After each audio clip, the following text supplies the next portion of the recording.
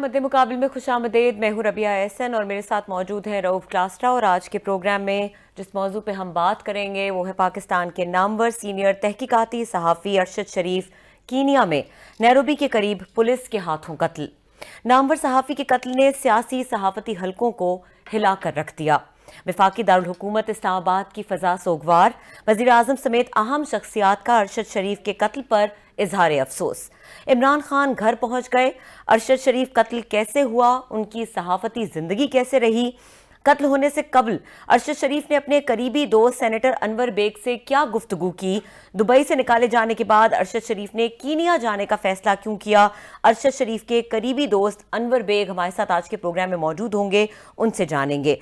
क्लासा साहब सबसे पहले हमारे साथ मौजूद हैं इस वक्त टेलीफोन लाइन पर मतीन हैदर साहब, सीनियर जर्नलिस्ट और स्पेशल कॉरेस्पॉन्डेंट। उनको वेलकम करेंगे। और इससे पहले कि हम उनकी तरफ जाएं, बहुत ही अफसोसनाक दिन और आपके लिए भी एक बहुत अफसोसनाक लम्हा, बहुत करीबी दोस्त रहे हैं आपके। इट्स वेरी अगर टफ आई मस्ट है कि बड़ा मुश्किल है कि अपने इतने इस करीबी दोस्त, मैं दोस्त कम उससे ज़्यादा भाइयों वाला ताल्लुक़ था अरशद से।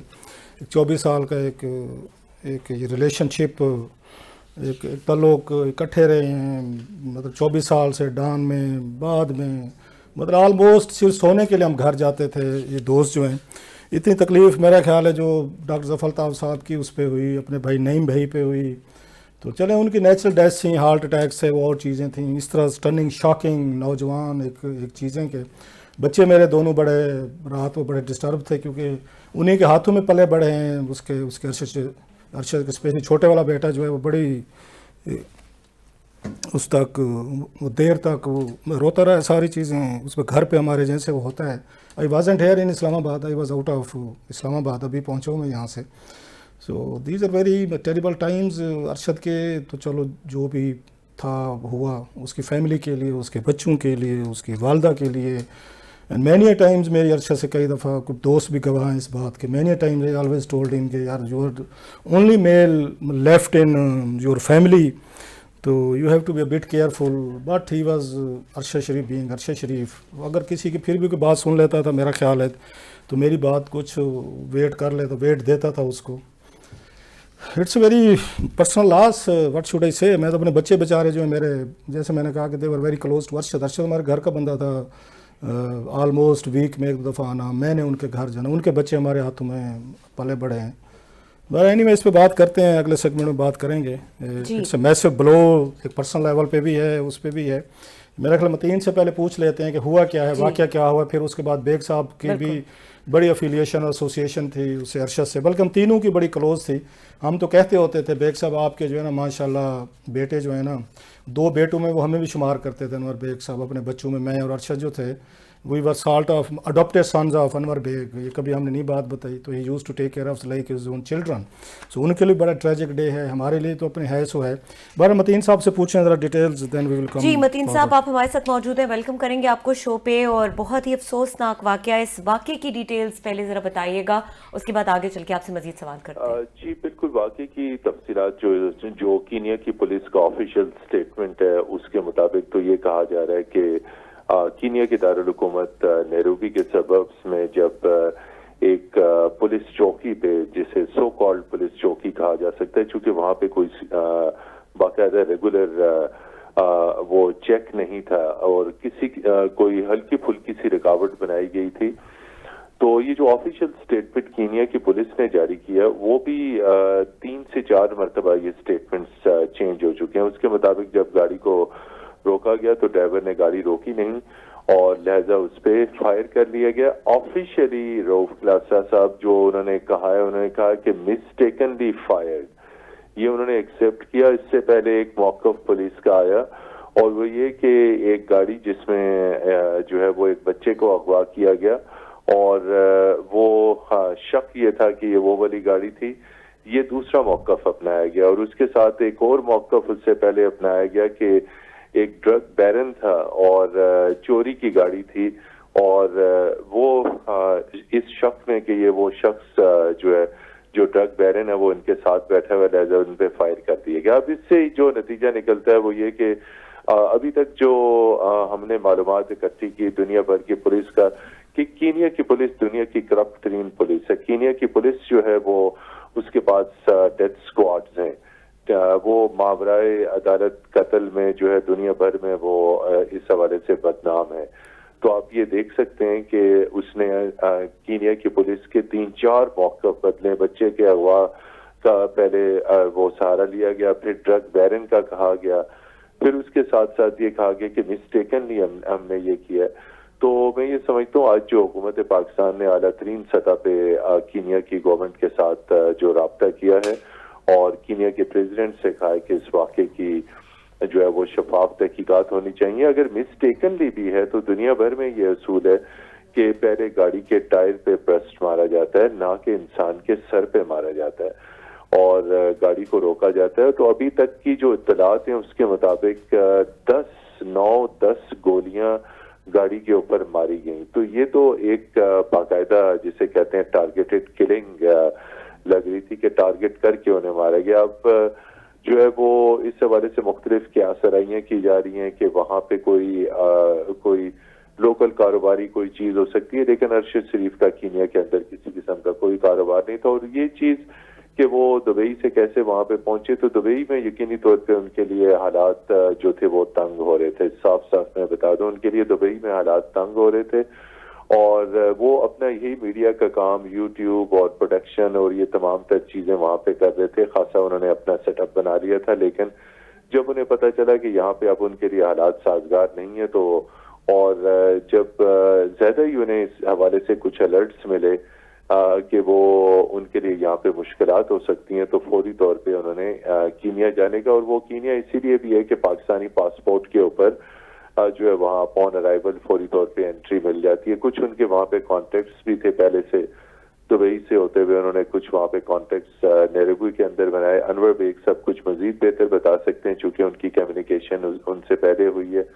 तो ये वो सूरत हाल थी कि अचानक वहाँ पे वो पहुंचे। उनके साथ जो शख्स था जिसे उनका भाई करार दिया जा रहा है, वो तो वैसे ब्रदर के उस रिलेशनशिप के तहत कह रहे हैं। उनके भाई तो पाकिस्तान में जो मेजर डॉक्टर थे वो शहीद हो चुके थे जब वो अपने वालिद साहब के जनाजे में शिरकत के लिए कोहाट से आ रहे थे। अच्छा मतीन, आपने इसका सारा बैकग्राउंड दिया। कुछ लोगों से मेरी बात है, वो ये समझते हैं कि पाकिस्तानी हुकूमत ने शायद उस तरह के रिएक्शन नहीं दिया। आपको याद है कि कुछ अर्से पहले ब्रिटेन में एक रेलवे स्टेशन पे बरतानवी पुलिस ने एक ब्राज़ीलियन एक लड़का था, तो वो उतरा, बैग पैक उसने पहना हुआ था रेलवे स्टेशन पे, तो उसको गोली मार दी थी। पूरा वो ब्राज़ील जो है उन्होंने बड़ा उस पर शदीद रिएक्शन दिया था। इवन यूके में आया था और पुलिस वाले गिरफ्तार हुए थे, प्रोसीडिंग्स हुई थी। तो इस मामले में कोई सिर्फ इतना काफ़ी है वहाँ पे हमारे प्राइम मिनिस्टर का कह देना कि जनाब कि उसके अरशद शरीफ साहब की बॉडी जो है वो जल्दी वो वापस कराई जाए, या हमारी तरफ से कोई फॉरेन ऑफिस या प्राइम मिनिस्टर लेवल जब बात कर रहे थे तो पहली डिमांड ये होनी चाहिए थी कि वो जो पुलिस वाले थे they should have been arrested, उनको अरेस्ट करते। उन पे अभी तक तो मैंने कहीं नहीं सुना कि उनको अरेस्ट किया गया है। ये तो सिर्फ पुलिस के 3 वर्जन जैसे आपने भी बताए हैं, 3 वर्जन आगे पहले कहा जी उन्होंने आके बच्चा अगवा हुआ था तो गाड़ी में था, तो वो जनाब उन्होंने उस पर जाके फायर करे, जो कि रेस्क्यू ऑपरेशन में अब कभी भी किसी उसमें 10-12 गोलियां नहीं। फिर कहा जनाब कि वहाँ पे ऑलरेडी ब्लॉकेट थी, पुलिस खड़ी थी, रुके नहीं है, फिर उन्होंने गोलियां मारे। तीसरा कहा नहीं जनाब पुलिस वगैरह नहीं थी, वहाँ कोई पत्थर वगैरह पड़े थे तो वो जी उससे गुजरे हैं, तो पीछे से फिर फायर हुआ है। तो हमारी तरफ से तो बहुत बड़ा स्ट्रांग एक उस पे जाना चाहिए था उनको, कीनियन हुकूमत को पता चलता कि एक प्राइम मिनिस्टर सिर्फ उनसे बॉडी मांगने के लिए या इंक्वायरी करवाने के लिए पहली डिमांड ही हमारी ये होनी चाहिए थी, वो पुलिस वाले जो थे जो सारे के सारे they should have been arrested so far. बिल्कुल जो है आपने ये बिल्कुल सही कहा, इसलिए कि मैं ये कहूँगा कि इसमें शोबा सहाफत, मीडिया में और एनालिसिस में और इन्वेस्टिगेटिव रिपोर्टिंग में वो पाकिस्तान के एक स्ट्रेटेजिक एसेट बन चुके हुए थे और वो बहुत बड़ा लॉस है। और ये महज कीनियन प्रेसिडेंट को टेलीफोन कर देना प्राइम मिनिस्टर की तरफ से ये काफ़ी नहीं है। बिल्कुल जो जिन नुकात की तरफ आपने इशारा किया, बहुत स्ट्रॉन्ग तरीन, बल्कि इस्लामाबाद में जो कीनिया के हाई कमिश्नर हैं वो दफ्तर खारजा जरूर आए, उन्हें डिमार्च करना चाहिए था। उन्हें डिमार्च करते और फौरी तौर पे देखिए हमने अमेरिका के सफीर को बुला के डिमार्च किया और इससे पहले हम कायम मकाम इंडियन हाई कमिश्नर को बुला के दफ्तर खारजा में डिमार्च करते हैं। डिमार्च एक फौरी एहतजाजी मुरादा होता है। आप क्योंकि फॉरेन ऑफिस सारा आप देखते हैं, बड़े अरसे से सीजन आदमी है, तो ये पॉसिबिलिटी है कि पाकिस्तान अपने उनको यूएनओ में जो हमारे मुस्तकिल वहाँ पे नुमाइंदे हैं उनको कहे कि वो फौरी तौर पर उससे यूएनओ से रिक्वेस्ट करे कि एक उस हाई जुडिशल, जैसे बेनजीर भुट्टो साहबा के लिए एक हाई जुडिशल उन्होंने बनाया था, कमीशन बनाया था यूएनओ ने, तो कीनिया के लिए इसी तरह बनाना चाहिए जिसमें टॉप इन्वेस्टिगेटर शामिल करके जाने चाहिए। तो ये मुमकिन है लॉज के तहत, जस्ट आई एम आस्किंग, या कोई फॉरेन ऑफिस में बिल है या हुकूमत समझेगी क्योंकि अरशद शरीफ साहब जो हैं वो उसने शरीफ फैमिली पे बहुत सारे स्कैंडल्स के स्टोरीज की, पनामा पे, दीगर चीज़ों पे, लिहाजा वो उस पे वो कहते मट्टी पाओ बस ठीक है कि क्या इतनी ज़रूरत है करने की। जी बिल्कुल, इसमें दो मामले इसमें बिल्कुल आते हैं। एक तो इसमें इंटरनेशनल इन्वेस्टिगेशन हो सकती है, उसमें पाकिस्तानी अथॉरिटीज और कीनियन अथॉरिटीज जॉइंटली प्रोब कर सकती हैं, और अगर इस मामले को हुकूमत पाकिस्तान सीरियसली ले तो पाकिस्तान से जो आला तरीन इन्वेस्टिगेटर्स हैं वो वहां पे ट्रेवल कर सकते हैं। और ये जो यूएन वाला एस्पेक्ट है उससे बिल्कुल जो है वो शफाफियत के साथ, गैर जानबदारी के साथ तहकीकात मुमकिन हो सकती हैं। ये बिल्कुल पॉसिबल है, चूंकि इनको महज एक ऑर्डिनरी पर्सन के तौर पे नहीं रहना चाहिए, बहुत टॉवरिंग, बहुत हाई प्रोफाइल वो जर्नलिस्ट है।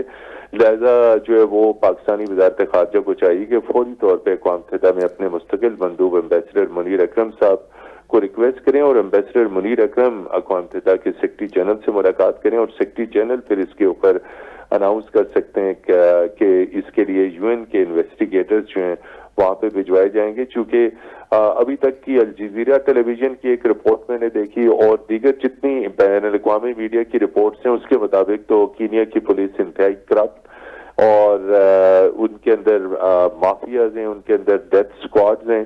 तो ये सिर्फ और सिर्फ शफाफ तहकीकात यूएन के जरिए मुमकिन है। यूएन की इन्वेस्टिगेशन टीम आए, या चूंकि कीनिया कॉमनवेल्थ कंट्री है, बरतानिया के साथ उसके भी क्लोज रिलेशन है, स्कॉटलैंड यार्ड बरतानिया की बेस्ट डिटेक्टर और इन्वेस्टिगेटिव पुलिस है, स्कॉटलैंड यार्ड इसकी इन्वेस्टिगेशन कर सकती है।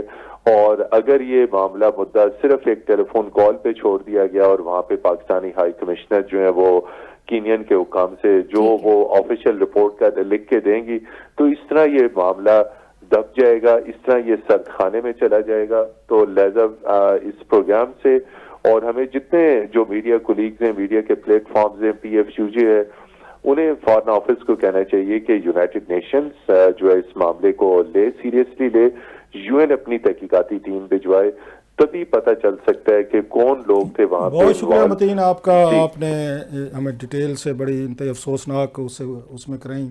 अनवर बेग साहब हैं हमारे साथ। जी, अनवर बेग साहब बहुत करीबी दोस्त सेनेटर अनवर बेग साहब, और जिस तरह भी आपने तारुफ करवाया जी, मैं जैसे मैंने कहा कि we were the adopted kids of Anwar Baig साहब। जी जी, हमें बेग साहब हैं हमारे साथ। जी हमारे साथ आए। बेग साहब अस्सलाम वालेकुम।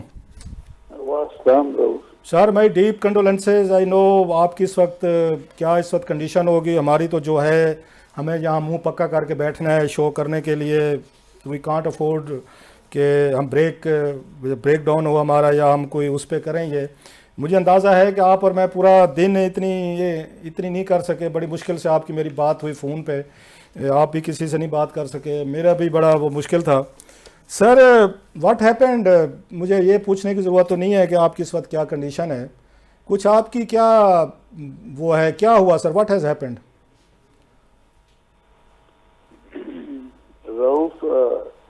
मेरी तकरीबन रोज़ाना अरशद से बात हुआ करती थी।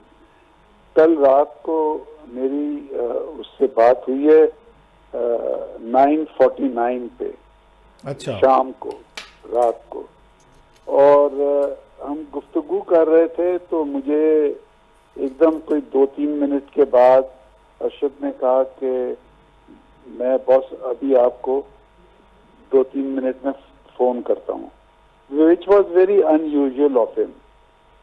उनकी आवाज में कोई पैनिक था, कोई घबराहट, पैनिक, जैसे आपने कहा अचानक अब्रप्ट उन्होंने कहा जी कि मैं आपको जल्दबाजी में उसने मुझे एकदम बात करते करते कहा कि मैं अभी आपको कॉल करता हूँ। अच्छा, इससे पहले कभी नहीं हुआ? पहले जो आपकी बातचीत नॉर्मल होती रहती? नहीं, कभी नहीं, क्योंकि जहाँ पे भी वो था मुझे भी नहीं पता था वो कहाँ था, तो वो हमेशा कहता था कि मैं अकेला हूँ, यहाँ मेरे पास कोई भी नहीं है, और वो बड़े रिलैक्स मूड में गपशप लगाया करता था। तो जब ये फोन बंद हुआ तो मैं आई वॉज वंडरिंग कि ये एकदम क्यों ऐसे हुआ है। और उसके कोई 1 मिनट के बाद मुझे उसका मैसेज आया कि I will call back after 3 hours. अच्छा। तो मैं बड़ा हैरान हुआ, मैंने कहा ये मसला क्या है, ये 3 घंटे कहाँ जा रहा है। नॉर्मली वो कहीं निकलता ही नहीं था, जो वो उसकी गुफ्तगू से मुझे पता चल रहा था। He was at home all the time, जहाँ पे भी वो था। तो फिर उसका एक इमीडिएटली फिर एक और मैसेज आता है कि I will be out of network area. अच्छा। और मैंने दोनों जब पढ़े तो मैंने उसको फौरन को 1 मिनट के अंदर ही जवाब दिया कि 3 hours is too late for me, I am going to sleep, we will talk इंशाल्लाह इन द मॉर्निंग। ये जो मेरा मैसेज था वो उसने नहीं देखा, क्योंकि जैसे उसने मुझे कहा कि I am going out of network area, उसका टेलीफोन बंद हो गया। अच्छा, वो आपका मैसेज डिलीवर नहीं हुआ या उसने उसको सीन नहीं किया? डिलीवर नहीं हुआ या सीन नहीं हुआ, क्योंकि एक टिक आया। राइट। तो इसका मतलब है कि उसके बाद उसका वो टेलीफोन बंद हो गया। And that was the end of the story. उसके बाद फिर जैसे रात को खबरें आने लगी तो मुझे भी मेरी आंख खुली रात के 4 बजे, सुबह के 4 बजे। तो वो मैं एक आदत की तहत मैंने फोन देखा तो मुझे ये मैसेज पड़े थे, तो मेरी तो समझ में ही नहीं आ रहा था कि ये क्या हो गया है। बट एनी हाउ रऊफ, जो कुछ भी हुआ है ये कोई एक्सीडेंट नहीं है, ये कोई असैसिनेशन है। अब इसके पीछे कौन है, क्या है, ये तो जैसे अभी मतीन हैदर साहब बता रहे थे कि ये यूनाइटेड नेशंस की इन्वेस्टिगेशन टीम ही हो। ये गवर्नमेंट ऑफ पाकिस्तान को चाहिए कि यूनाइटेड नेशंस के थ्रू जाएं, क्योंकि ये बहुत बड़ा लॉस है मीडिया, पाकिस्तान की मीडिया को। और वो बड़ा अपराइट यंग जर्नलिस्ट था, ऑनेस्ट था, और वो फैक्ट्स पे बात करता था। जो कुछ उसके पास था वो डॉक्यूमेंट्री एविडेंस के साथ बात करता था। कोई भी अब ऐसा विक्टिम नहीं था जो उसको कोर्ट ले गया हो कि इसने ये गप मारी है या फेक है। कहीं उसके पास इतना एविडेंस जब तक नहीं होता था, 100% श्योर नहीं होता, तो वो कभी टेलीविजन पे कभी कोई बात नहीं करता था। तो वो बहुत एक अपराइट इंसान था, यंग अपकमिंग जर्नलिस्ट था। अच्छा बेग साहब, आप उन रेयर उनमें से हैं, न्यूएंग अरशद शरीफ और मैं, आपसे हमारा 20 ईयर से ताल्लुक़ है। दोनों के, अरशद की मेरी आपसे इकट्ठी दोस्ती हुई थी जब सेनेटर बन के 2003 में आए थे। मेरी जहाँ तक इतलात है कि अरशद जब यहाँ से दुबई गया तो मैं उस वक्त USA में था, मुझे वहीं पता चला। तो वो बहुत सारे साफ ज़रा इस तरह की चीज़ें हो रही थी, FIRs हो रही थी अरशद पे, उनको थ्रेट्स आ रही थी, वो तो हमें पता था सारा। तो उस पर अरशद वो अदालतों में भी जा रहा था, केसेस भी लड़ रहा था। And knowing Arshad, he was a born rebel. 22 साल से, जैसे मैंने कहा कि ही वॉज ए रेबल। उसको डराया नहीं जा सकता था, धमकाया नहीं जा सकता था, प्यार से उसको हैंडल किया जा सकता था या रीज़न लॉजिक से। खैर जब वो यहाँ से उन्होंने जाने का फ़ैसला किया, मेरा ख्याल है वो, मैंने भी 2-4 दफ़ा अरशद से कोशिश की रब्ते करने की, वहीं से इवन USA से, कि कोई चीज़ की ज़रूरत है, हेल्प जैसे दोस्तों की होती है। But he wasn't using that telephone. वो मेरा ख्याल है UK नंबर वो यूज़ कर रहा था, दूसरे कर रहा था। और बहुत सारे दोस्त, हम इसलिए भी अरशद को नहीं ज़्यादा उसको हम मैसेजेस या कॉल करते थे कि वो होता है ना कि आपके जो टॉर्मेंटर्स हैं, जो हार्ट परसूट पे कुछ लोग अगर लगे हुए हैं तो उनको ये क्लू ना मिले वेयर ही। सो हम भी थोड़े से उस पर थे, रिजर्व थे। मेरा ख्याल you were the only one जिस पे अरशद को ट्रस्ट था। अगर फैमिली के बाद वो किसी से राब्ते में था, वो आपसे था। दुबई में क्या हुआ, what happened with him? Dubai से कीनिया क्यों जाना पड़ा उन्हें? वो अपना यहाँ से तो एकदम all of a sudden with in couple of hours he left Pakistan, क्योंकि उसके पास ना UK का वीज़ा था, ना शेंगन का था, ना US का था। तो वीज़ा उसके पास कोई रेडिली अवेलेबल ही नहीं था। दुबई का वीज़ा है कि फ़ौरन कपल ऑफ आवर्स में आ जाता है। खैर वो वहाँ गया तो वहाँ पहुँच के फिर उसने मेरे से रब्ता किया, तो वो कंफर्टेबल था। यानी कोई 8-10 दिन ही वॉज कंफर्टेबल, उसको कोई ऐसा इशू नहीं था। फिर एक दिन शाम को मेरी जब उससे बात हो रही थी तो मुझे वहाँ पे भी ये इसने कहा कि मैं अभी आपको कॉल करता हूँ। तो फिर उसने कॉल किया मुझे दोबारा वापस, तो वहाँ मुझे इसने ये जिक्र किया कि मेरे पास दुबई सिक्योरिटी वाले अभी आए थे और मुझे कहा कि भाई आप विद इन 6 आवर्स और 10 आवर्स आप यू लीव दुबई, अदरवाइज हम मजबूर हो जाएंगे टू टेक एक्शन। तो हम आपको पहले से बता रहे हैं, we know that who you are, तो आप यूएई छोड़ दें। तो ही टोल्ड मी कि भाई मैं अभी बंदोबस्त कर रहा हूँ जाने का, मैं कहाँ जा रहा हूँ मुझे नहीं पता, बट मैं जा रहा हूँ क्योंकि I have to leave Dubai, और जहाँ पे भी मैं पहुँचूंगा फिर मैं वहाँ से आपको कॉल करूँगा। तो बस वो फिर 1.5 दिन के बाद उसका फिर मेरे से राब्ता हुआ। फिर मैंने उसको बड़े दबे अल्फाजों में पूछा कि वो कहाँ है, तो उसने मुझे बताया नहीं। वो कहता है कि ये नाम मेरे से प्लीज पूछना। तो मैंने फिर उसके बाद पूछा ही नहीं उसको कि आप कौन सी जगह है। बट क्या रऊफ, मैं बात बताऊं, we have lost brother and a son, I don't know what, I mean तो सारी जिंदगी उसको मिस करते रही।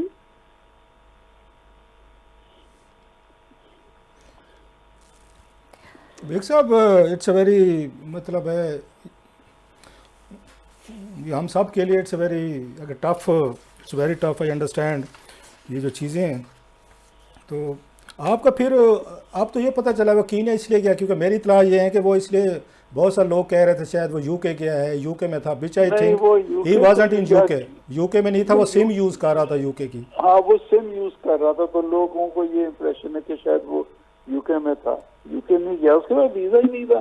10 दफा तुम्हारे सामने हमने उसको कहा, मैंने कई दफा कहा लगा के रखा करो, आपने कहा, आपने कहा, हाँ, वो नहीं, वो कहता है नहीं मुझे नहीं जरूरत, मुझे नहीं जरूरत, मुझे नहीं जरूरत, वो परवाह नहीं करता था।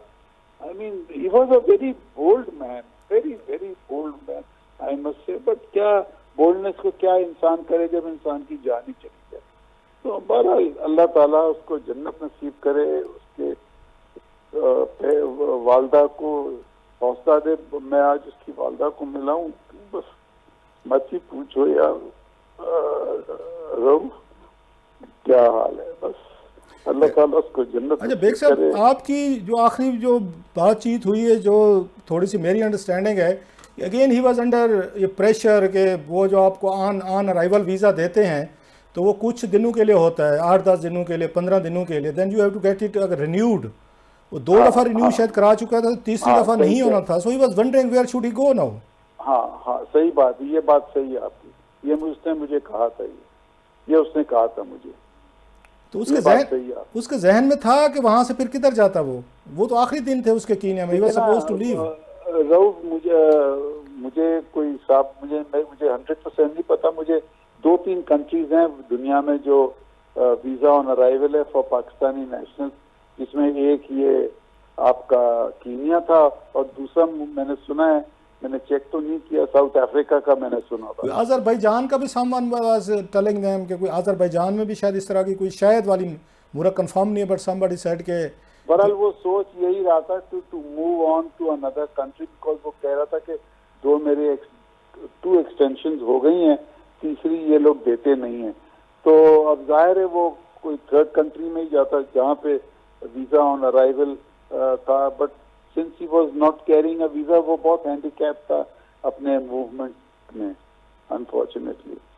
अच्छा बेग साहब, मैं उनको काशिफ को सुन रहा था, तो काशिफ वाज सेइंग कि ही वांटेड टू कम, वापस आना चाह रहा था कि चले अब जो होगा पाकिस्तान में चलेंगे। मैं भी वैसे आई डोंट नो कि मैं, आपको पता है मेरी और अरशद की आपके सामने कई दफ़ा कितनी गुफ्तगू हुई है, मैं टीवी पे नहीं बताना चाह रहा। You are witness to it कि how strongly I have been trying to influence him on certain things, you are witness to it sir. Islamabad club में हमारी आखिरी मुलाकात हुई थी कैफ़े में, अगर आपको याद हो, मैं और अरशद मिले थे, वहाँ पर बैठे थे, बड़ी लंबी डिटेल से बात हुई थी। तो मैं होता तो उसको एडवाइस करता कि he shouldn't have left Pakistan, यहाँ पे वो ज़्यादा सिक्योर था। चले मैक्सिमम यही कुछ होता जो बाकियों के साथ हुआ है, मतलब है आपको टार्चर ही कर लेते, चलें आपको कोई और कोई आपको इंसल्ट मार्क कर ली जाती, बाकी लोगों को भी हमने देखा है। मेरा ख्याल है ही वॉज मोर सेफ है यार। मुझसे बात करता तो मैं शायद उसको रोकता कि तुम ना जाओ, और उसको कुछ लोगों ने यही किया कि तुम्हारी हेड मनी रख दी कि है, तुम्हारे ऊपर शायद बंदे पीछे भेजे हुए हैं, कोई तुम्हें वो उड़ा दिया जाएगा, कि तुम पे खुद का शमला होगा, बला बला चीज़ें। तो उसको इस तरीके से मेरा ख्याल है मजबूर किया गया कि ही शुड फ्लड। और जिन लोगों ने, दोस्तों ने उसको मशवरा दिया, मैं I was one of those by the way who was oppose to it. ये मैं इसलिए नहीं कह रहा, आपको पता है कि आप ये बहुत सारी चीज़ों के गवाह हैं। He was more safe air, he was more, ये चीज़ पाकिस्तान में होनी मुश्किल होती जो वहाँ पे जो कुछ हुई है। What is your take sir? Rauf, मैं उसको घर पे मिला था उसके जाने से कुछ दिन ही पहले, 1-2 दिन पहले ही। तो उसको जेन्युइनली डेथ थ्रेट्स थी पाकिस्तान में, और उसने मुझे कुछ दिखाया भी था जो मैं आपको अभी टेलीफोन पे नहीं कह सकता, बट उसने मुझे दिखाया और उसने कहा कि आई विल बी किल्ड। तो उसको फिर उसको समझाया मैंने भी थोड़ा बहुत कि भाई यहाँ पे तुम रहो। कहता है कि मैं थोड़े दिनों के लिए बाहर निकल जाता हूँ, मैं देखता हूँ क्या हाल है। तो उसको फिर मुझे लगता है कि और भी कुछ लोगों ने जिससे वो एडवाइस लेता था, तो एडवाइस दी होगी, तो वो फिर एकदम ऑल ऑफ अ सडन वो निकला है। I think he was then prompted to leave that night. तो वो within couple of hours he निकला है, क्योंकि उसके पास अगर आप उसके वीलॉग्स देखें जो इसने किए हैं, वो यूल बी सरप्राइज, वो एक ही शर्ट के अंदर वो वीलॉग कर रहा है इतने दिनों से। उसके पास कपड़े भी नहीं थे गालिबन, वो एक शर्ट में ही गया है, और जो भी उसका एक हैंड बैग होगा उसके अंदर वो निकल के वो इमरजेंसी में या इस तरीके से ही लेफ्ट इस्लामाबाद। तो वो मुझे लगता है कि उसको जेन्युइन थ्रेट्स थी यहाँ पे, विच ही फेल्ट अनसिक्योर्ड कि भाई मैं यहाँ पे अगर रहूंगा तो हो सकता है और नुकसान कोई ना हो, खुदा ना खास्ता, जो उसके जहन में आ रहा हो। तो वो बस उस लिहाज से उसने ये सोचा कि चलो थोड़े दिनों के लिए मैं बाहर चला जाता हूँ, तो let the dust settle down, और उसके बाद फिर आई विल कम बैक। तो उसका थोड़ा प्लान था आने का वापस अगले महीने। कह रहा था कि भाई मैं प्लान कर रहा हूँ, देख रहा हूँ कि हालात कैसे चल रहे हैं। तो he had definite plan to return sometime in mid November और 3rd week of November.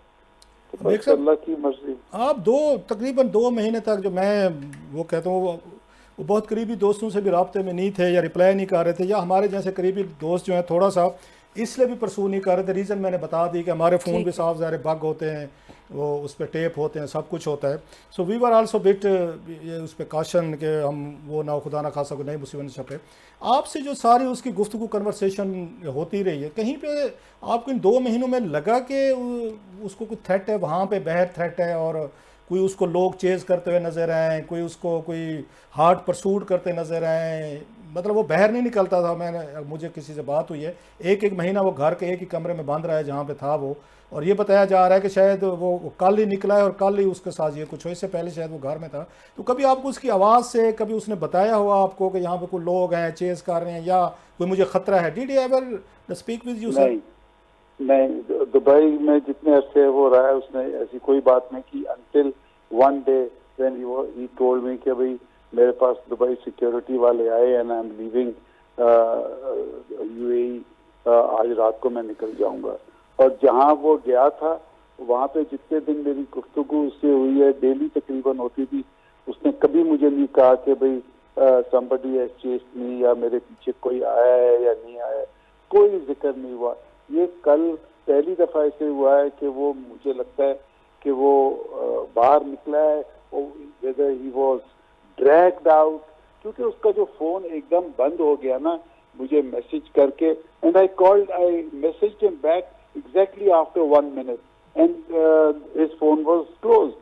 That means somebody probably came and grabbed him and took him in the car. I don't know what happened. कुछ समझ में नहीं आ रहा है कि क्या रहा, उसका टेलीफोन बंद हो गया फौरन। नॉर्मली वो नहीं इस तरीके से करता था कि अभी टेलीफोन तो खुला रखता था, मैसेजेस आ जाए देखना, चाहे 1 घंटे के बाद देख ले, but the telephone went of immediately after he sent me that message. So I don't know, there's a big mystery in this whole murder. अल्लाह रहम करे। इसमें तो मेरा ख्याल है the government should involve the United Nations, जैसे वतीन Haider was very rightly pointing out कि वहाँ से ये हो, और या तो फिर जैसे उसने ये भी कहा कि कॉमनवेल्थ के थ्रू, क्योंकि ये कॉमनवेल्थ के भी मेंबर हैं कीनिया के, but I think more authentic and usually तौर पर जब जर्नलिस्ट पाकिस्तान जैसे मुल्कों में अंडर थ्रेट हो, उनकी लाइफ अंडर थ्रेट हो, और अरशद का case was very known case, FIR से पता था अदालतों में हाउंडिंग हो रही थी, he was being hounded by certain quarters. तो ये यहाँ पे हमारे वेस्टर्न डिप्लोमेट्स जो हैं या यूरोपियन कंट्रीज़ हैं, यूजली ये इमरजेंसी में वीज़े जारी करते होते हैं, माजी में भी हमने देखा हुआ है। तो Arshad didn't contact with any, या वहाँ से कोई इनिशिएटिव के चलें आपको इतनी इमरजेंसी है तो we can issue you visa within 24 hours, within मतलब 12 आवर्स, यूजली तो करते हैं, वो रेस्क्यू करते रहे हैं, माजी में बहुत सारे केसेस हैं विच आई रिमेंबर। रऊफ इसने अप्लाई ही नहीं किया किसी को, अप्लाई करके वो रिफ्यूज करते तो फिर हम बात कर सकते थे ना। अप्लाई करने के लिए तैयार ही नहीं होता था वो कहते मुझे नहीं चाहिए वीजा। तुम्हारे सामने 10 दफा उसने कहा कि आई डोंट वांट वीजा। नहीं, मैं ये कह रहा था इस सिचुएशन में जब उसको बिल्कुल इमरजेंसी में जाना पड़ा है, और मेरा ख्याल है आपको भी नहीं बताया कि I am leaving for Dubai, आपको भी शायद बाद में पता चला no he is in Dubai. He left in I think couple of hours. उसको दुबई का वीजा तो आई बिलीव 2-3-4 घंटे के अंदर आ जाता है। उसको जैसे वीजा आया he took the first flight out that night. अच्छा, जब निकल गया, जब वो दुबई में था तो वहाँ पे ये वेस्ट, of course it was a high profile case, पूरा पाकिस्तान को पता था, वेस्टर्न कंट्रीज़ को, कैपिटल्स को पता था, वहाँ से वीज़ा नहीं ले सकता था किसी वेस्टर्न कंट्री का, यूरोप का, शेंजन का या UK वगैरह का। Kenya was the least, everybody shocked के मतलब उस मुल्क में जा रहे हैं जहाँ पे ऑलरेडी इतने इश्यूज़ हैं, वहाँ पे डेथ स्क्वाड्स बनाए पुलिस वालों ने, हायर किया जा सकता है, बाउंटी हंटर्स फिर रहे हैं वहाँ पे, टाइप ऑफ लोग फिरते हैं वहाँ पे। तो वहाँ पे भी कोई इन्होंने नहीं किया, वहाँ बहुत सारे एम्बेसीज हैं दुबई में सर, कोई मशवरा नहीं किया कोई आपसे उसने कोई? नहीं, वो बेसिकली होम कंट्री से वीजा देते हैं, वो वहाँ से नहीं देते। और अगर कोई जैसे तुम इमरजेंसी आप जैसे बात कर रहे हो ना, तो उसके अंदर फिर जाहिर है हमारी जो लोकल एम्बेसी है वो इन्वॉल्व हो, वो कहे कि जी ये मिस्टर सो एंड सो हैं, ये हमारे सीनियर एंकर हैं पाकिस्तान के अंदर, ये इमरजेंसी में आए and he wants to go there, but he never wanted to go to the embassy. तो इस पे मतलब है मेरी अपनी अरसे से कई दफ़ा बात हुई कि यार तुम रख लो, कहते मुझे ज़रूरत ही नहीं है। Many times I told him, आपने मेरे सामने कहा, उसको लंदन में कोई उसके पास कंटेक्ट नहीं था, कैसे करूँगा मैं, कि मेरे दोस्त हैं, मैं तुम्हें वहाँ से मंगवा के देता हूँ जहाँ पे, ये पहले भी हम इकट्ठे जाते रहे हैं, लंदन में ठहरते रहे हैं, हम कुछ दोस्त हैं हमारे, अरशद में इकट्ठे ठहरते थे वहाँ पे, हम 1 साल इकट्ठे रहे हैं वहाँ पे, उस पर रिपोर्टिंग की अरशद और मैंने 2006-07 में। फिर तो हमारे कुछ दोस्त हैं, मैंने कहा उनसे लेटर मंगवा लेते हैं, उनसे घर के एड्रेस से सारी चीज़ें जो कि लीगल हैं सारी। मैंने भी ऐसे ये वीज़े अप्लाई किए थे उसके लिए UK के लिए, तो ही वाजंट इंटरेस्टेड। अभी कहना शुरू हुआ था वैसे कुछ अर्सा पहले, कुछ 3-4 मंथ्स बैक, कहते यार कर लेते हैं यार, तू ठीक कह रहा है मैं अभी, लेकिन वही उसका लेजी स्टाइल, आपने भी बात की उसके लिए। never applied। बस क्या, बस किस्मत की बात है, अल्लाह ताला बस क्या बंदा करे। We've lost a very very dear friend, Rauf.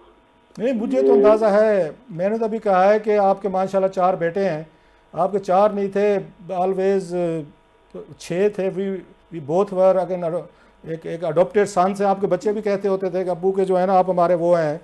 आपने तो बड़ा अरशद को बड़ा वो किया है, केयर किया है, बड़ा प्यार दिया है, मेरे लिए आपका बड़ा एक स्पेशल। मुझे तो आपकी भी ऑफ कोर्स एक फ़िक्र है कि वो जितना करीब थे और जितना आपने असिस्ट किया, अरशद को किया, मुझे किया, या दीगर बाकी दोस्तों के लिए आप हमेशा करते रहें, तो आपके लिए भी of course these are very testing times. तो उनकी फैमिली से आपकी बात हुई, बता रहे थे अम्मा से, मैं था नहीं यहाँ पे, आई वाजंट हियर, मैं अभी वापस आया हूँ थोड़ी देर पहले, तो अब मैं जाऊँगा उनके घर में जाऊँगा, जो कि मुझे बहुत बड़ा एक वो लग रहा है कि जाएँ। पहले भी ये चीज़ें इसमें से हम गुजर चुके हैं 2011 में से, same situation, it's a terrible to go and face उनकी वालदा को, वो अपने बच्चों की तरह, वो बिल्कुल अरशद की तरह हमें भी समझती थी। उनकी मिसेज हैं, हमारी बहन है, भाभी हैं, बच्चे हैं, वो हमारे हाथों में पले बड़े हैं। तो आपकी क्या पेनफुल रऊफ, बहुत पेनफुल है, इट्स टू पेनफुल यार to narrate what she was saying. अब क्या इंसान कहे, माँ है ना, माँ तो फिर तुम्हें पता है एक ही बेटा रह गया था, आई मीन, तो वो तो बेचारी, but she looked a very very brave lady, बहुत हिम्मत से बात कर रही थी, but she was broken, totally broken.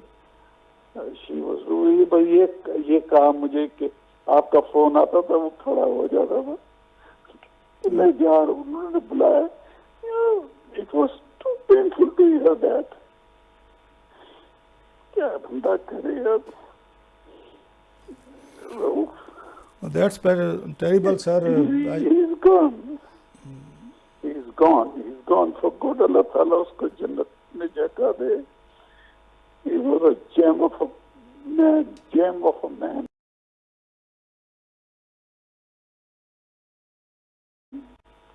आप लोग सब उसको मिस करेंगे in your community. Everybody will miss him. Not for one day, but as long as we all live. He was such a gem of a gentleman. बस क्या करें, उसकी जिंदगी अल्लाह ताला ने इतनी लिखी थी, हम सबको छोड़ के चला गया। ठीक कह रहे हैं आप सेनेटर साहब, जिस तरह से ये वाक़या पेश आया है पाकिस्तान की सहाफ़त के लिए, पाकिस्तान की आज़ादी सहाफ़त के लिए एक बहुत बड़ा सवाल है, और बहुत सारे सवाल ये अपने पीछे छोड़ गया है। और अरशद शरीफ साहब एक एसेट थे, कौन नहीं जानता इस बात को। बहुत शुक्रिया सेनेटर अनवर बेग साहब हमारे साथ मौजूद थे। कुछ बहुत पर्सनलाइज इन्फॉर्मेशन वो शेयर कर रहे थे, कुछ बहुत अपने पर्सनलाइज इमोशंस शेयर कर रहे थे, knowing him very closely and very personally.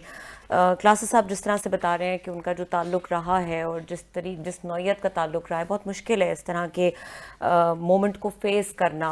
मौत बरहक है, हर किसी ने एक दिन चले जाना है, बट इस तरह से जाना इज़ वेरी अनफॉर्चुनेट। प्रोग्राम का वक्त ख़त्म हो गया है, देखने के लिए शुक्रिया, इजाज़त दीजिए, अल्लाह हाफ़िज़।